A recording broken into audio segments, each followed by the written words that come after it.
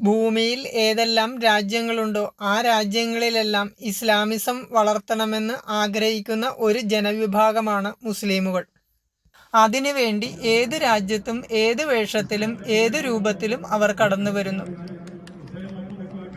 ഭാരതത്തിൽ ആദ്യമായി അവർ കടന്നു വന്നത് കൊള്ളക്കാരുടെ വേഷത്തിൽ, പിന്നീട് കച്ചവടക്കാരുടെ വേഷത്തിൽ, ഇപ്പോൾ അഭയാർത്ഥികളുടെ രൂപത്തിൽ.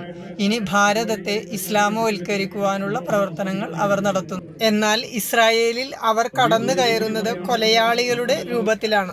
ഇസ്രായേൽ എന്ന ഒരു ജനതയുടെ അവരുടെ സ്വന്തം ഭൂമി പോലും പിടിച്ചടക്കിക്കൊണ്ട് ലോകത്ത് മുഴുവൻ അനാഥരായി ചുറ്റിത്തിരിയേണ്ടി വന്ന ഒരു ജനതയുടെ ദുഃഖം അന്നും മനസ്സിലാക്കിയത് ഭാരതീയർ തന്നെയാണ്. ഇപ്പോൾ ഭാരതീയ ജനത ഇസ്രായേലിൽ പോയി അവർക്ക് വേണ്ടി കൊടി പിടിക്കണ കാണുമ്പോൾ നമ്മൾക്ക് മനസ്സിന് വല്ലാത്തൊരു സന്തോഷം തോന്നുന്നു.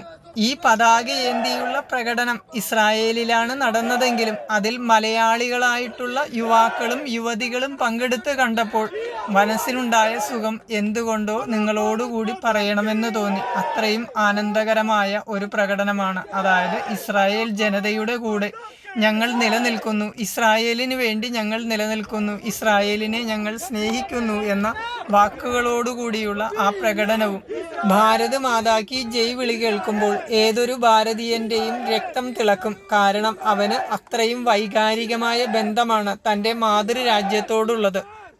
ആ രണ്ട് പതാകയും ഏന്തിയുള്ള ആ പ്രകടനം കാണുമ്പോൾ നമ്മളിലും ഒരു ആവേശം വരുന്നു. കാരണം കേരളത്തിലും അത്തരത്തിലുള്ള ഒരു പ്രകടനം ഉണ്ടായിരുന്നെങ്കിൽ ഇസ്രായേലിൻ്റെയും ഭാരതത്തിൻ്റെയും പതാകയേന്തി അവരുടെ കൂടെ നമ്മൾക്കും അണിചേർന്നാൽ കൊള്ളാമെന്ന് തോന്നിപ്പോകുന്നു.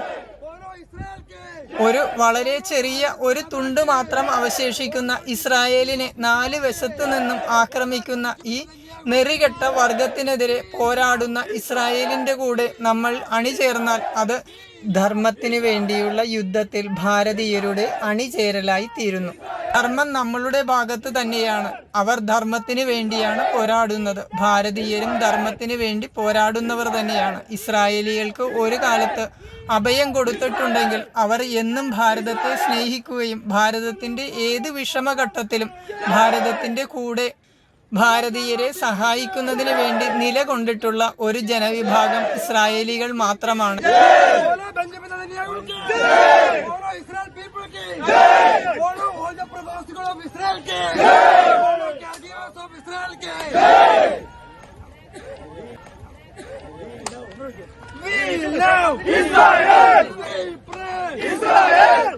ഏത് രാജ്യത്തും കടന്നു കയറി ആ രാജ്യത്തിൻ്റെ സമാധാനവും ആ രാജ്യത്തിൻ്റെ സ്വസ്ഥതയും ഇല്ലാതാക്കുന്ന ഒരു ജനവിഭാഗമായി മുസ്ലിമുകൾ വളർന്നിരിക്കുന്നു.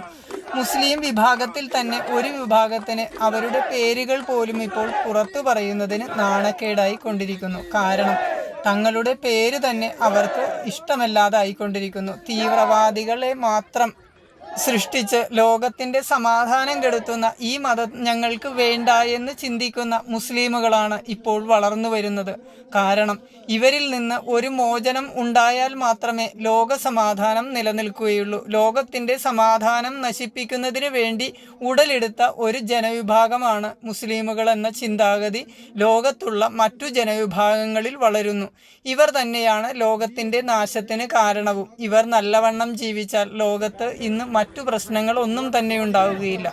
ഇത്രയും മനോഹരമായ ഈ ഭൂമിയിൽ ഒരു ജന്മം ലഭിച്ചിട്ട് അത് സ്വയം പൊട്ടിത്തെറിച്ച് ഇല്ലാതാകുവാനുള്ള വിധി ഇസ്ലാമിൻ്റേതു മാത്രമാണ്. മറ്റുള്ള ജനവിഭാഗങ്ങൾ സുഖകരമായി ജീവിതം നയിക്കുന്നു. മറ്റുള്ളവരെ നശിപ്പിക്കുവാനും അവർ പോകുന്നില്ല. ഏത് രാജ്യത്തും ഏത് ജനതയും സമാധാനമായി ജീവിക്കുമ്പോൾ അവിടെ ചെന്ന് സ്വയം പൊട്ടിത്തെറിക്കുന്ന ഒരു സ്വഭാവം മുസ്ലിം ജനതകൾക്ക് മാത്രമേയുള്ളൂ.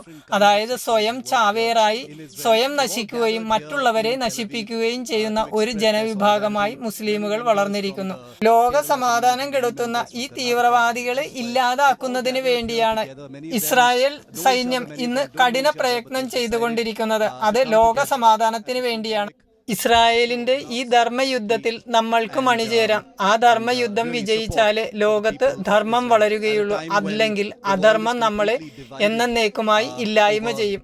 ഇസ്രായേലിൻ്റെ ധർമ്മയുദ്ധം വിജയിച്ച് ലോക സമാധാനം പുലരുവാൻ വേണ്ടിയുള്ള പ്രാർത്ഥനയോടുകൂടി നമ്മൾക്കും അണിചേരാം ഇസ്രായേലി ജനതയുടെ ഈ ധർമ്മയുദ്ധത്തിൽ. Indian community here, but also a love of a country that they've made their home. Remember that the people you see behind me are all people who chose to stay. Many decided to leave. There's nothing wrong with that. There were places in Israel that were much unsafer than others. But many here in Tel Aviv, one of Israel's largest cities, have decided to stay back. Their work demands it. They support their families back home, and they